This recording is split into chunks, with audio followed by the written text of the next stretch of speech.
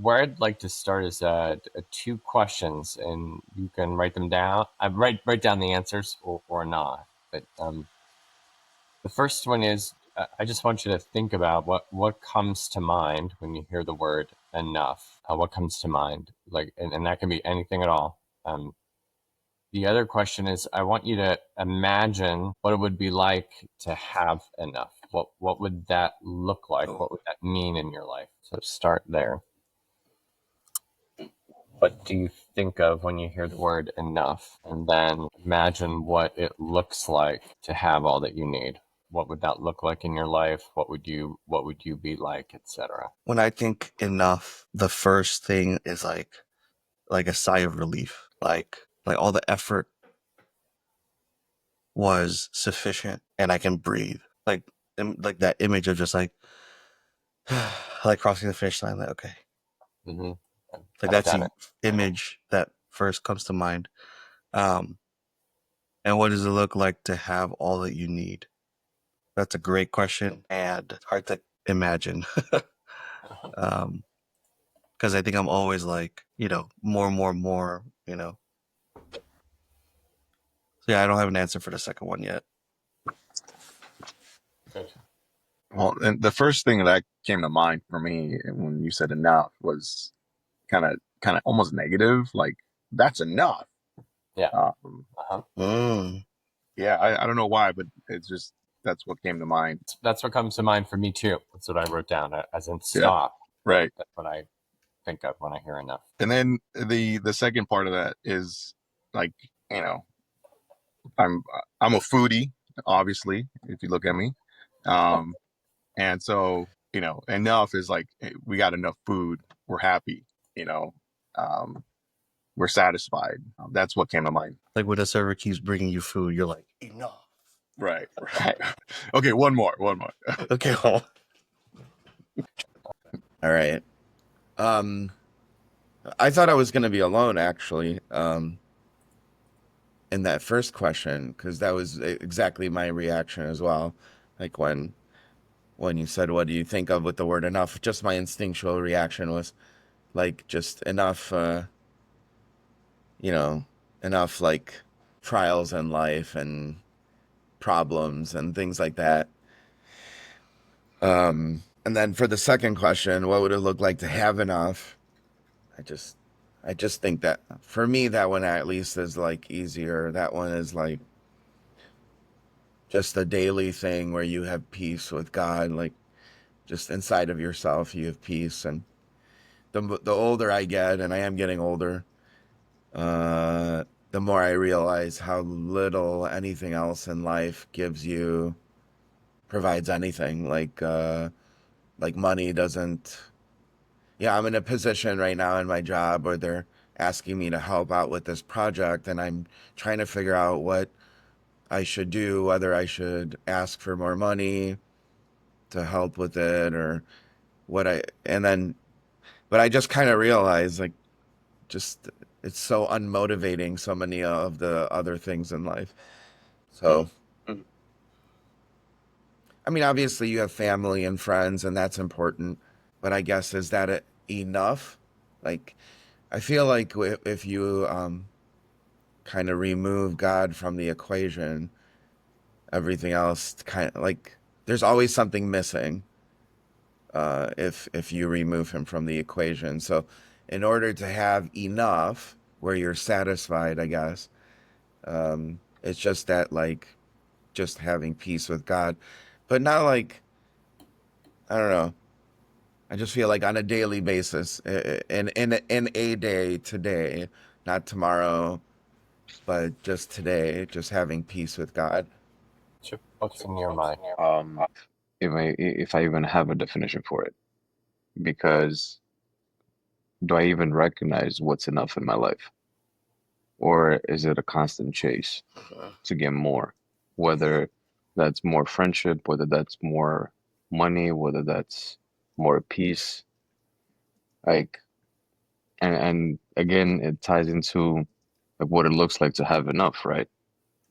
And Amy, I think, touched it beautifully on it because outside of God, I think there's chaos. I think there's uncertainty. But with God, today should be enough. Just waking up should be enough. Guillermo, you have such a dangerous job, right?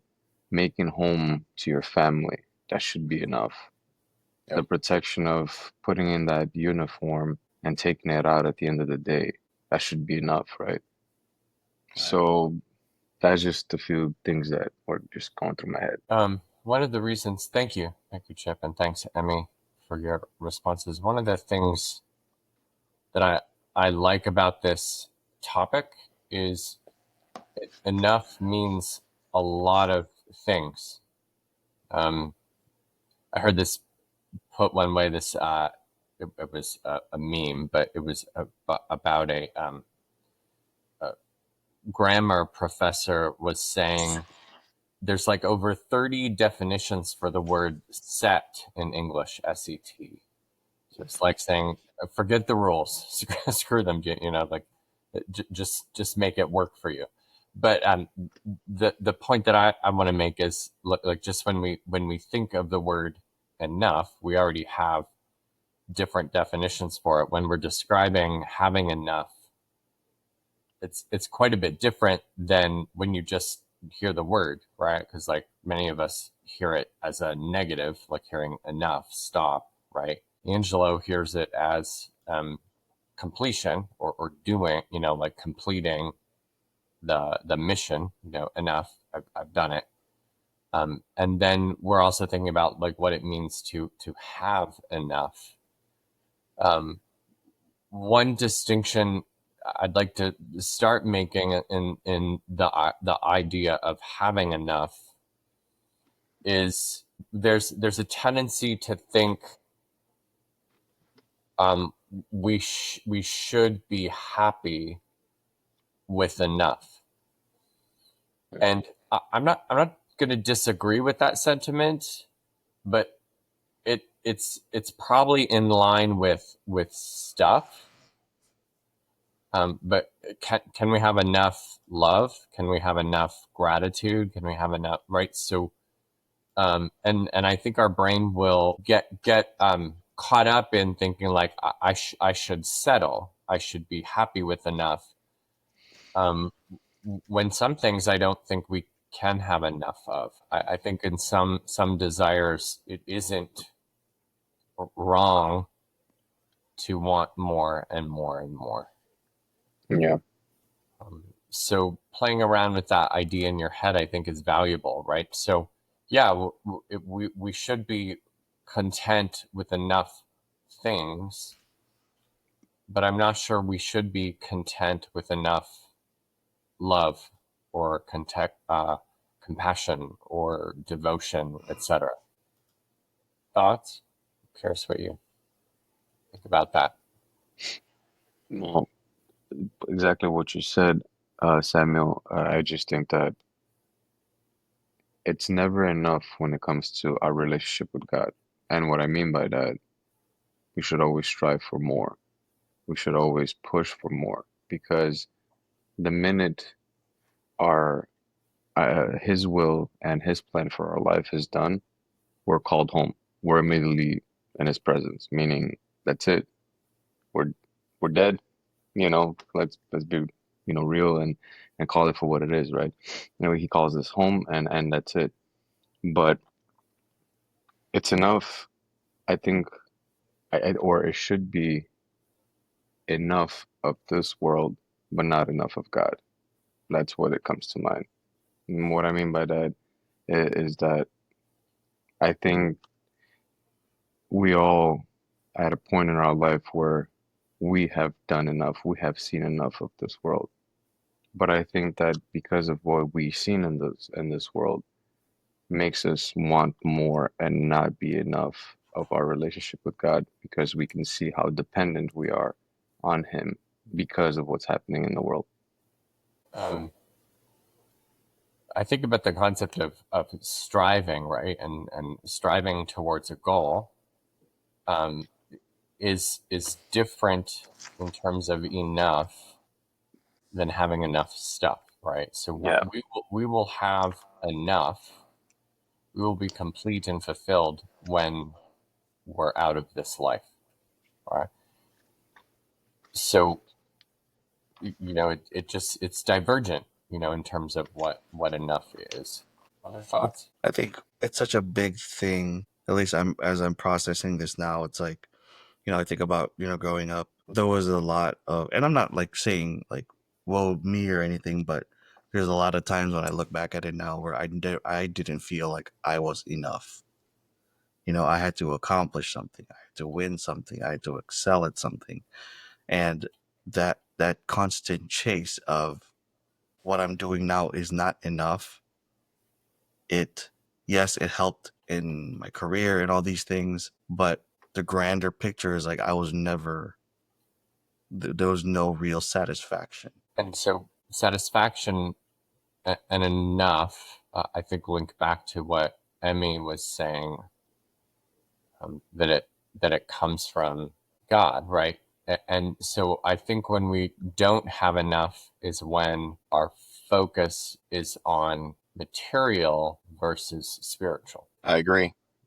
Um, you know, you're trying to fill that void with crap, or drugs or alcohol or sex or things that feel good and are quick and are, will satisfy that urge right now, but it's never enough. Yeah, it's so interesting. I'm going to put this in. If you aren't familiar with this song, I'd encourage you to listen to it. But it's called "Never Enough." It's from the Greatest Showman. It's actually one of my favorite songs. And it's used as this love song in the movie, but I actually think it's about addiction, and compulsion, right? So it sounds so romantic, right? But like, read it sometime. Read these lyrics and think about it in terms of a compulsion or an addiction, and I actually think it makes more sense. We can romanticize and legitimize our desires for stuff, thinking we don't have enough of it. And it's one of the reasons I like that song so much, because it sounds so beautiful and wonderful, but it's nothing but a trap, right? There isn't enough, right? It's a trap, and scripture talks about, filling the parable, right? I'm thinking of, the man fills his barns, right? And then Jesus says, you fool, your life is going to be demanded of you tonight, right? So it's a particularly Western curse as well. I think we're interested in our stuff a lot. I heard this an anecdote. I don't know, if it's even real. There was a missionary visiting a family, and he came over. And he saw, like, the garage is full of stuff, the closets are full of stuff, and the guy said, "I feel so sorry for you." And the people were like, "What are you talking about?" He's like, "You have so many things to worry about." Emmy, you're muted. I'm trying to talk. Yeah, this is where I feel like we can actually learn a lot from animals, like pets that we have. Because they're just simple. Like life to them is very simple. They don't want a closet full of things or a garage full of things, or you know, um, so my neighbor who lives below us, she's 86 years old, and for the last 40 years, she's run an organization called the Touch by an Animal, where they take in a lot of stray cats and um, even help people keep their pets when they can't afford it, things like that. It's a really honorable thing. So she's had a couple of cats, and like I'm down there quite a bit, like we're helping her out with things. And I just see with her cats, it's like they just care about two things. They just want to love somebody and they want to be loved. That's it. Like, yeah, they want some food every once in a while, and yeah, sure. But for the most part, that's really just what it, and like I feel like when you're human, life just becomes so unnecessarily overly complicated with all this other stuff. I have My brother-in-law also had a cat. I don't know if it was the fact that he was like a stray that he ended up taking in, but like he would just not. He wanted your love, and he was gonna get it no matter what. So like Yeah. even if you were like eating or something, and you were kind of like, hey, like push him away for a little bit, he would like come around the other side, and then if you would kind of push him away again, he would climb up on the couch and come like right behind your head, and like he just wanted to be near you.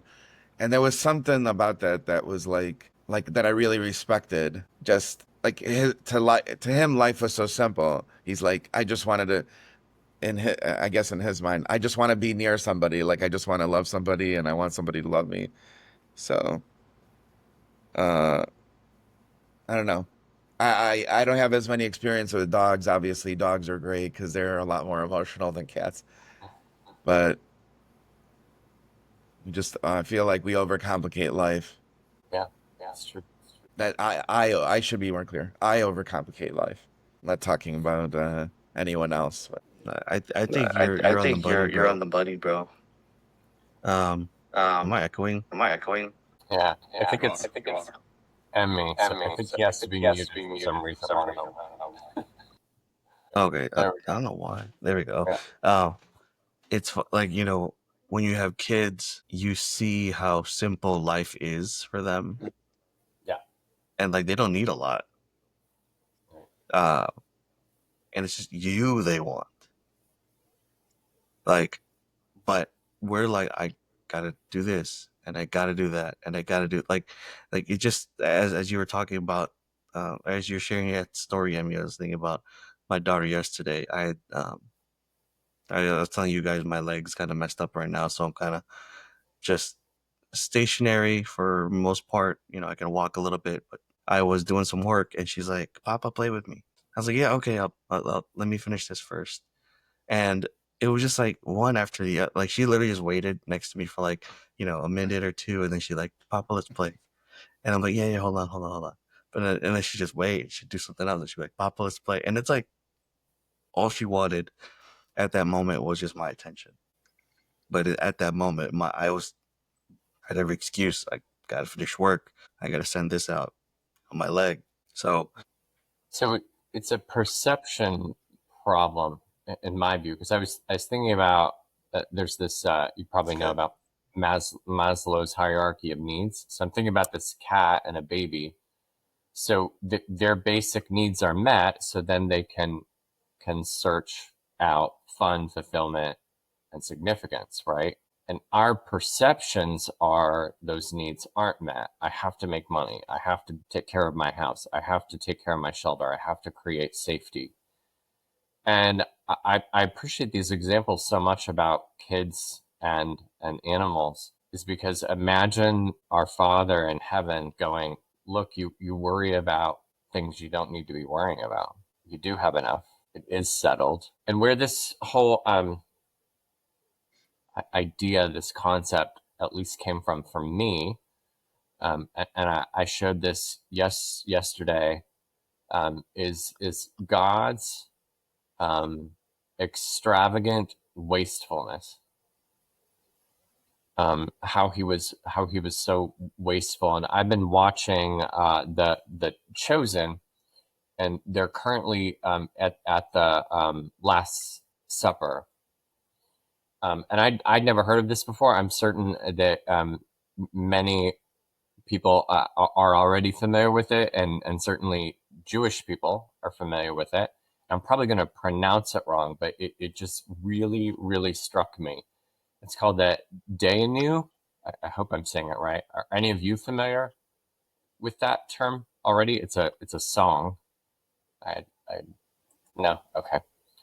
So it's in its original form, it's shared. It's a recitation at the Passover. So one person starts, and then another person picks it up and picks it up, and it keeps going. And I'll read just a little bit of it. And so it starts like this: if he, and he in this is God, if he had brought us out from Egypt and had not carried out judgments against them, and then that's where it would pause, and then the next person would say, day anew, which means it would have been enough. If he had carried out judgments against them and not against their idols, it would have been enough. If he had destroyed their idols and had not smitten their firstborn, it would have been enough. And it keeps going and keeps going like this, just explaining that we take for granted what God has done for us. I want to pause there. I'm gonna pick up this story in a minute. What are your thoughts about this idea of it would have been enough? It would have been enough, but you said it best yesterday that God knew that it still was not enough. Meaning, um, you painted the picture beautiful about the chosen when I think Mary, right, was talking about like, it would have been enough, but then at the Last Supper, right? But then Jesus looks at them and he knows that he's about to lay down his life. So yeah, and that's the one thing that I'm saying, that in our relationship with God, it should never be enough. We Right. should never be content with eh, and don't get me wrong, content in a sense that obviously, yes, reflect on your relationship with God, and be proud from where you were and what you are, but that's a fine line when we can get comfortable to be like, well, I'm doing enough versus I know it's not enough compared to what he has done. He himself, God himself, laid down his life for me. So that should motivate us, not make us comfortable.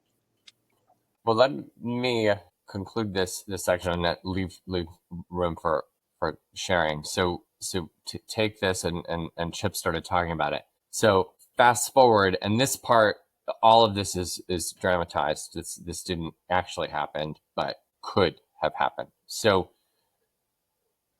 uh, Jesus steals away, and he is now having Passover just with the women.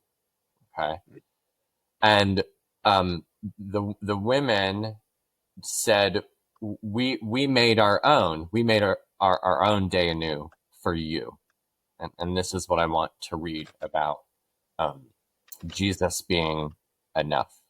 I want you to put yourself in the position of a disciple having the Last Supper, and imagine sharing this with Jesus. If I had only been given the joy of holding, so this is his mother sharing this one, of holding you in my arms, and you had not performed signs and wonders, it would have been enough. If you had only performed signs and wonders and called me by name, it would have been enough. If you had only healed Mary of her demons and not called my husband, so I'm sorry, I should read this again. So this would be Peter's wife.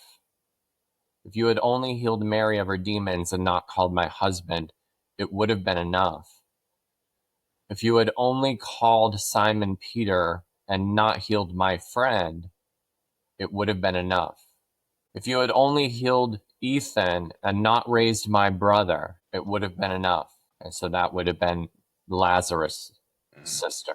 If you had only raised my brother and not defended my honor when I worshipped you, it would have been enough.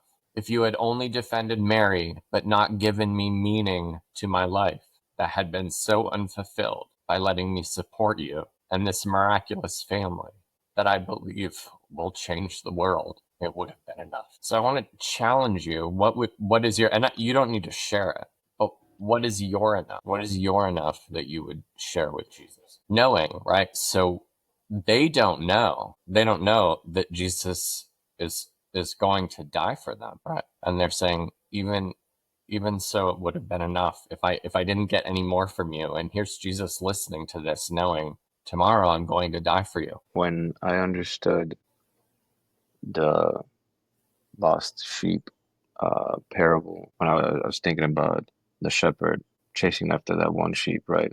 Himself getting dirty, going down that whatever that sheep may have been. And I looked at, because he is my redeemer, he's the only one, not only that he willingly came into that hole that I was in, but he was the only one that stretched out his hand and pulled me out of it. Everybody else around me just disappeared and said, deuces, you're on your own. Good luck. So yeah, for me, that would have been enough. That is enough. If God chooses not to do anything else, amongst other things. We had the scare with my wife, the cancer scare. And somehow God worked in a miraculous way that, yes, obviously through doctors, through surgery, she's perfectly fine today. That is enough. All these other things that we take for granted, right? The little things that He's already enough for us. But but for us, I feel like so many times He is not enough. I don't know if I phrased that the right way, but We act like he's not enough. Is that what you mean? yeah. Yeah, we act like it's not enough, right? So it's one of the reasons I just am really gravitating towards this concept, right? Because we're always asking for more and more and more, and God willingly gives it. But can we be satisfied with enough, and then also have a respect for God's extravagant wastefulness? Hmm. I know there's some thinking going on there. That's fine. I'm gonna switch gears while you're still thinking and just say, just to give a heads up, this meeting is going to shift to monthly starting in August. It's going to go to the second Wednesday of every month. And feel free to reach out to me, Angela, or Chip if you're curious about why. But mainly it's for pooling resources. I think might be a good way, and it could shift. It could come back, but it might when it would come back weekly, it might have a bit of a different focus. But yeah, please feel free to reach out to us if you want to hear more about that. But it's going to remain monthly through the end of this month, and then it will pick up on second Wednesdays of every month. I appreciate you leading this call and adding that in, Samuel. And yeah, this is such a, even just touching on it a little bit yesterday, I already knew this was going to be heavy. And then today it's just like, I'm just processing it and digesting it. And usually when I go through things, I like to go through it quickly. But there's something here that's so, I think it just hits at like a soul level for me, because this concept of enough was never right.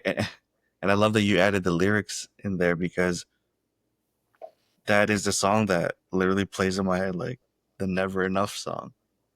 And Yeah. it's so many times, like when I look at the different situations God has gotten me and or my family out of, living on food stamps, and we've been low, we've been high, and everything in between. Even after everything that He's gotten me out of, I still have this, it's not enough. And as I sit with that today and most of today, the rest of the day, I think that's something that we have to be better at, is slowing down and sitting with these big questions and really letting it marinate in a sense, and not just feel like you got the insight and then move on to the next.